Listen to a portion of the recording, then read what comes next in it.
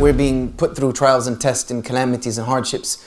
But by Allah, I can say this without any reservation, the tests that we face as Muslims in the West are minuscule to the tests that a lot of Muslims throughout this ummah in other places in the world face. Wallahi, if we had to trade places with them for an hour, we would come back to this country and thank Allah subhanahu wa ta'ala for every single difficulty. You know, it reminds me of the people on the day of Qiyamah, when the Prophet sallallahu alaihi wasallam said that a person who lived a very easy life was given all the benefits of this world by Allah subhanahu wa ta'ala, but disbelieved in him.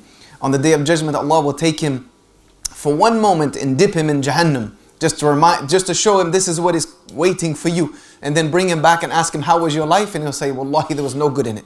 There was no good in it, because this is the end result. The Muslim who suffered the most in this life will be made to taste Jannah for a second, put in paradise for a moment, and then brought back and asked, how was your life? And they'll say, Wallahi, there was no bad in it. It was nothing but goodness because of this end result. And I think that would be our circumstance for us Muslims who are living in the West now, if we had to go through some of the struggles that our brothers and sisters throughout the globe are going, the Uyghurs that are going through in concentration camps in China, and our brothers from Syria who are now living in refugee camps scattered all throughout the globe, not knowing where their next meal is going to come from, this harsh winter, not having nowhere to escape from it. You know, children with no one to turn to, no parents, nobody.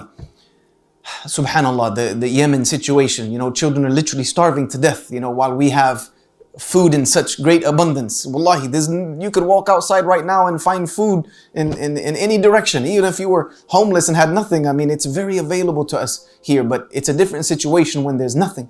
Literally nothing. You have nothing, sitting around waiting for someone to help you, someone to assist you, someone to try to help you out of that situation. So we are truly blessed, for sure. And when we forget about that, we become ungrateful. We become ungrateful. And Allah subhanahu wa ta'ala told Musa to tell Bani Israel that if you're grateful, لَإِن شَكَرْتُمْ لَأَزِدَنَّكُمْ. If you're grateful, I'll give you more. But if you are ungrateful, what did Allah say? Indeed, my punishment is severe. Because the punishment for ingratitude is severe from Allah subhanahu wa ta'ala. Because ingratitude borderlines kufr. They borderline one another. To become ungrateful to Allah subhanahu wa ta'ala, you are bordering on disbelief.